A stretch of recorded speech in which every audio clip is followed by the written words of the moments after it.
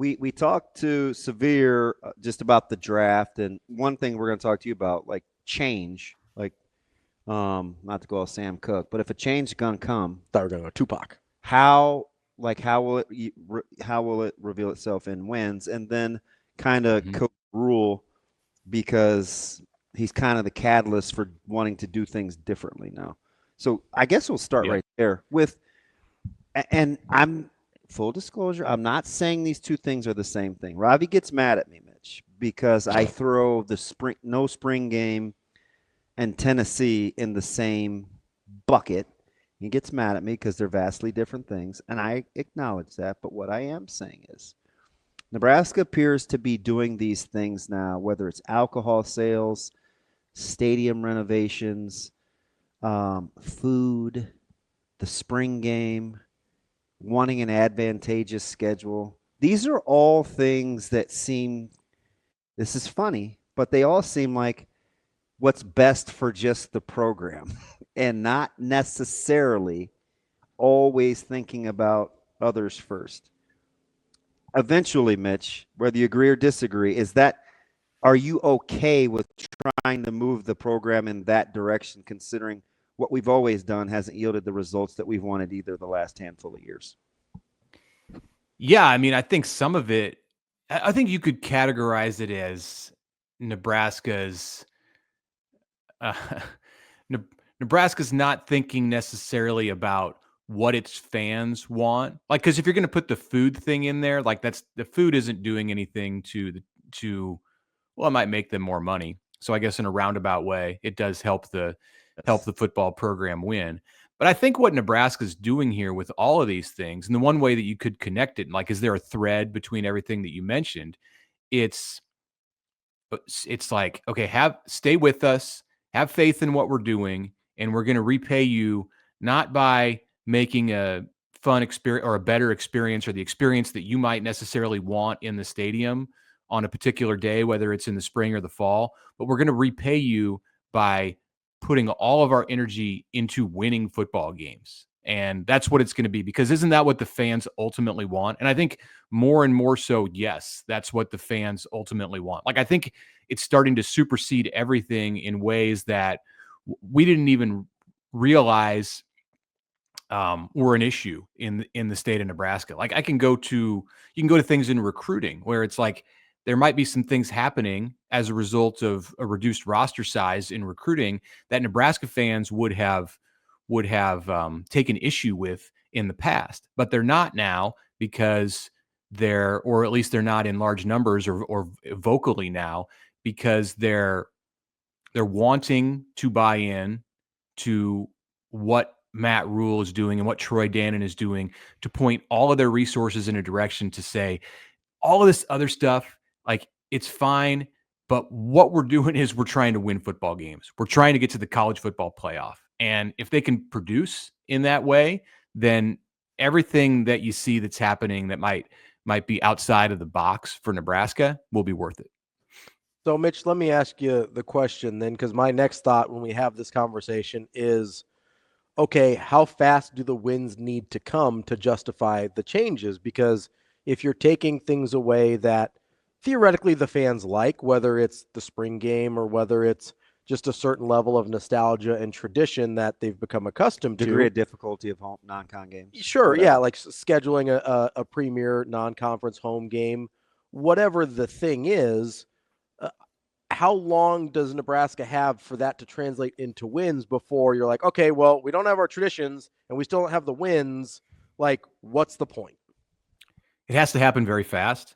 I don't think it's, I mean, that's my initial thought, is like, it has to happen right away. Not that you have to be in the playoff in 2025, but you have to win more games than you did in 2024. So I'd probably amend it from, like, it has to all happen very fast. Like, you know, they're not going, that doesn't mean they have to go undefeated next year, but you have to see progress. You have to see more wins. Like, it needs to be a bigger number on that line next year. It has to incrementally grow up, because people just aren't patient. Even when you're not taking things away, people aren't patient. And I've kind of had that thought go through my head this year, watching what's going on with Nebraska basketball. Like, last year, Nebraska basketball made the NCAA tournament for the first time in a decade. And now this year, they're in a position to do it again, which hasn't happened in more than in 30 years at Nebraska for the program to go back to back.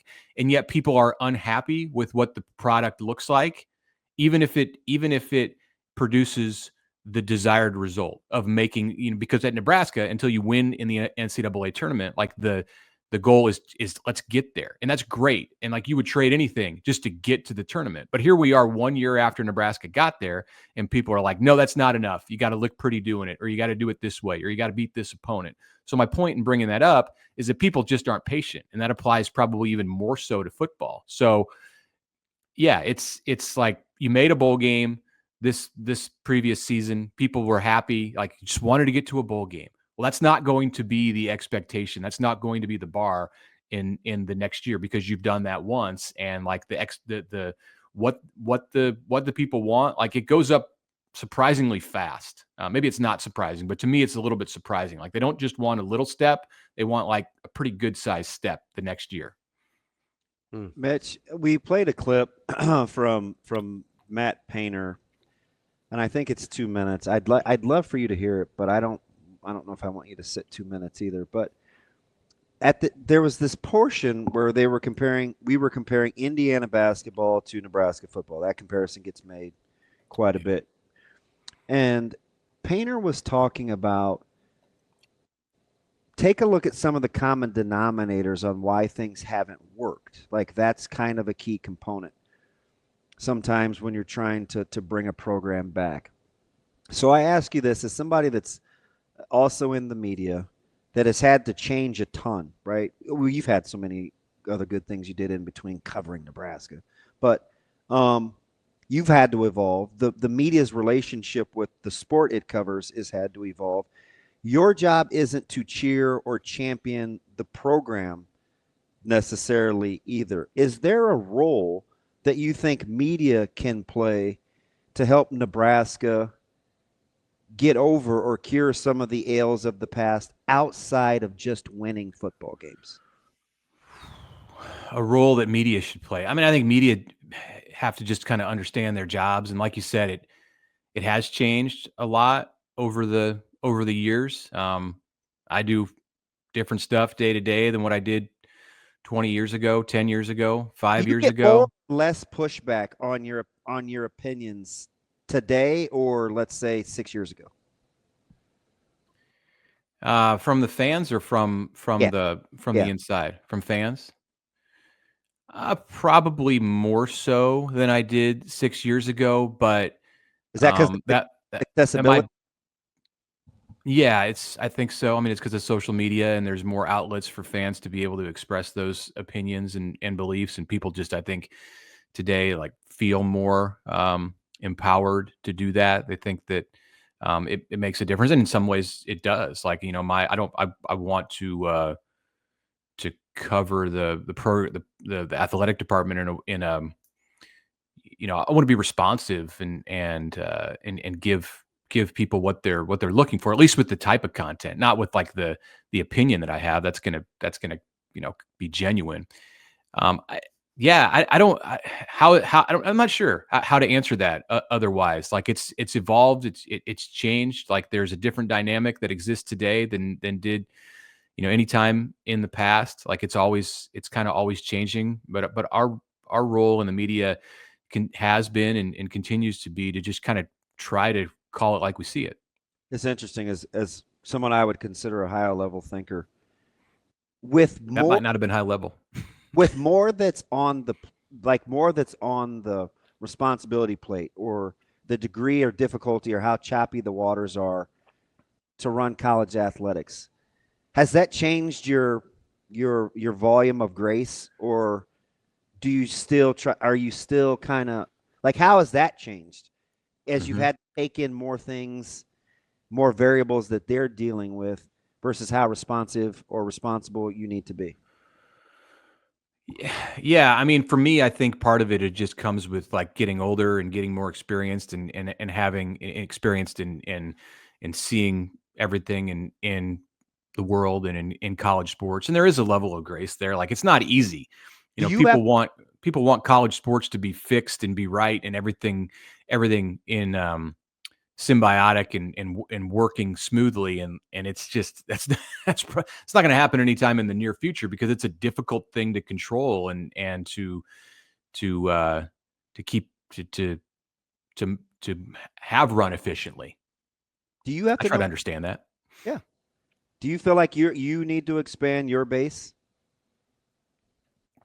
Always trying to do that. Yeah, always trying to reach new people that I haven't connected with. Always trying to push the envelope with different kinds of content that can find a new audience. Absolutely. I mean, that's what my company at The Athletic wants. Like that's how we grow. 100%. Like if you're not, I mean, it'll sound like a cliche here, but like if you're not moving forward, you're moving backwards. So I was at an event in Fairfield this weekend, and some of the players that were there were Jalen Gramstad, Luke Lindemeyer, Carter Nelson, and Bodie Suckup. And some of the old heads that were there, it was kind of a Q&A period. And some of the prevailing thoughts are obviously centers around NIL and kind of knowing how much another guy makes and managing pockets and whatever else. And I thought one of the answers from the players was interesting because, and I know people hate the culture word, Mitch, but one of the guys was a former small college offensive lineman. And he was saying, if my quarterback makes X amount and I'm doing this, like that would kind of rub me the wrong way. And the guys were basically saying, you look at a guy like Luke Lindemeyer, who's sitting next to Carter Nelson, they couldn't be more different, right? Luke was his grinded and worked and progressively gotten better. Carter Nelson was a 5-star recruit, 4 or 5-star recruit coming out of high school, highly touted, but they all rode together, right? Jalen and Bodie are competing for roster spots, but they all rode together. Is there a so I looked at those guys, I'm like, well, that's kind of a microcosm of how you want it to be if you're right. It would be easy for Luke to look at Carter and say and feel some type of way, but they apparently don't. How much of that do you think is sustainable? How much of that do you think is like, well, you got to recruit the right guys, or at some point it is going to be an issue, we just don't know it yet? Yeah, I think at some point it's going to be an issue, and it might not be with that group of 4, but it might be. Like if you put yourself in that position, Damon, I'll turn the tables on you, and you go like if this stuff all existed when you played, and you had 5 or 6 running backs, and like whatever the pecking order changed throughout the season, so the dollar distribution was out of whack, and the guy who was 5th on the depth chart was actually getting a much bigger check every month than the guy who was out there putting his body on the line. Like even if you were all buddies and friends and hung out off the field, there would probably be a little bit of resentment. Like that's just natural. It's the way it would be. It's the way it would work in any line of work. Like if I'm in my line of work, same thing. Like if I'm carrying the whole load and like somebody else is, getting the reward, like it's gonna get under my skin a little bit. But yeah, I mean, you can smooth that over. You can make that palatable because everybody's in it for a bigger goal. Everybody's in it to make the organization succeed. And I do think that they have that. And that's part of what Matt Rule has improved. That's part of what he's worked hard to implement at Nebraska. And when they send this duo, this foursome out on the road, like those guys are going to say the right things. And I think for the most part, they're going to mean it.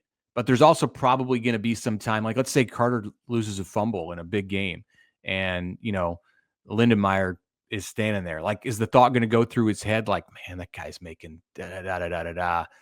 Yeah, like it's human nature. It doesn't mean like the team's going to collapse the next day, but like people are going to have some hard feelings or there are going to be this new dynamic that exists in the locker room. Like it's been there in pro sports. That's kind of what I lean back on a little bit too. Like we've professionalized college sports, and pro sports have worked through the decades with like pay discrepancy and jealousy and things like that exist inside the walls of the team. And so you're bringing that to college sports, and they'll figure out a way. They're younger, they're not as mature, but like they're going to figure out a way to make it work. And it certainly helps to have good leadership at the top.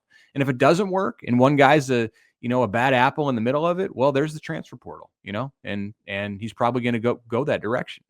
Yeah, Mitch, I'm glad you brought up pro sports, because as we're kind of talking through this, I found myself thinking, like, are we making maybe a little too much of it? I understand people hold out and have, contract demands and they want to renegotiate and stuff like that, but I don't get the sense that in game a wide receiver is sitting there on a minimum deal that, like, let's say Puka Nacua or whoever is on his rookie deal and he was drafted late, so he's making a league minimum, and he's looking around the room and seeing literally everybody makes more money than him and being like, oh, I would have caught that ball, or I would, like, I don't get the sense. Maybe it does happen. I don't know. I haven't been in those locker rooms, but outside of the like contract negotiations and holdouts and stuff like that, it doesn't really seem to be an issue. You know what it would boil down to? I'm just listening to you guys. And it probably is. You know what I would think, especially, so there's two instances. I'll give you one football and I'll give you one like current day or recent business. You asked about the 5 or 6 running backs, so I immediately thought, and my answers you're kind of describing that is, number one, I don't know if somebody would make more that wasn't productive, but let's say they did. For me, I'd say it would matter how much we were winning. Mm-hmm. Like I would think, well, but that's a culture thing, right? Are we winning? The other thing is like on my job, I can think of one, Mitch, in the last handful of years. I used to do an endorsement for a company, and one of my little guy, Micah, was really young, so sometimes I'd either have to bring him with me or I would have to reschedule. And I got along with the guy that worked at this entity really well. Like, we're friends we'll text to this day. And over a handful of years of having this endorsement, it went to Josh Peterson in the afternoon. And I immediately in my head, at no point, I'm just being honest, at no point did I think, ooh, I'm mad. I felt like, oh, he really enjoys this. He's there all the time. He's getting better. Like, that's pretty cool. I don't know if, like, that's the honest. I never even thought to myself, wow, like, you guys weren't even going to tell me. It just seemed, in my opinion, to make more sense. Do you think that's a maturity thing? Or do you think that that's something that can be established culturally, where you just assume, hey, quarterbacks make this, left tackles make this, brush ends make this? Like, yeah, it's all of the above, I think. I mean, I do think it's a maturity thing. I think it's a personality thing. Like, not everybody would have that approach that you did in either one of those situations. And if you have 105 guys on a team, like, you're going to have a wide range of people who react to every situation in different ways. So there will be players in every locker room in college football who are reasonable about that conversation, about that whole landscape of pay and discrepancy in pay. And then there will be others in every locker room who,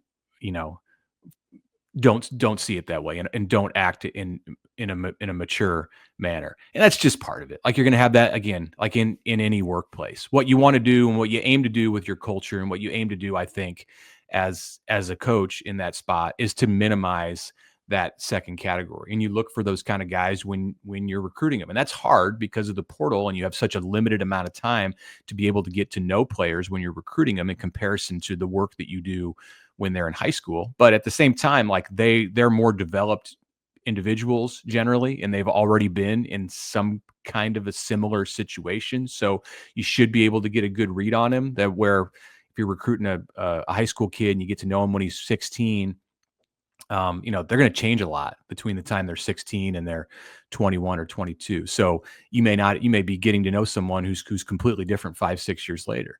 It all underscores, like, the need for a head coach, I think, to just be moving more and more and more in that direction of being a CEO. And Nebraska's fortunate that it has somebody who embraces that role. Whether he likes everything about it, he embraces that role. Yeah, there's still coaching that's involved in being a head coach, but there's so much more to the job, and a big part of it involves this stuff that we're talking about here.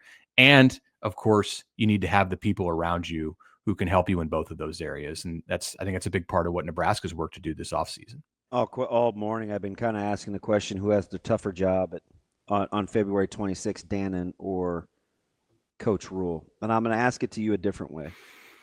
With the adults in the room, do you think on a similar scale of what you're describing, because you talked about maturity and age, that Damon will have to at some point, or currently is dealing with that from sport to sport in terms of revenue distribution? Do you think baseball and basketball and volleyball and football? So we're talking the adults now dealing with monetary differences. You think that that's something internally that he manages, or it's understood, or that it's kind of set with how he's doing business? Because I don't think it's set yet. Okay. I don't think it's set yet. I asked him on the day that Danny Busboom Kelly was introduced at the Devaney Center after the press conference. I pulled him aside and asked him about revenue share for volleyball, because you know that Nebraska is going to do it different than about 98% of the programs out there in the country. But I wanted to know if I wasn't looking for numbers or a percentage, but I wanted to know just how much they'd thought about it, and if he knew what they were going to do yet with the way that they distributed revenue to volleyball. Because on some of the national models that you see out there, it falls into the category of 5%, along with every other sport in the department that's not football or men's or women's basketball. And you know that Nebraska is not going to do that. There's going to be a bigger number, but he just said they're going to be competitive. They're going to be beyond competitive. They're going to paraphrase him, they want to set the market.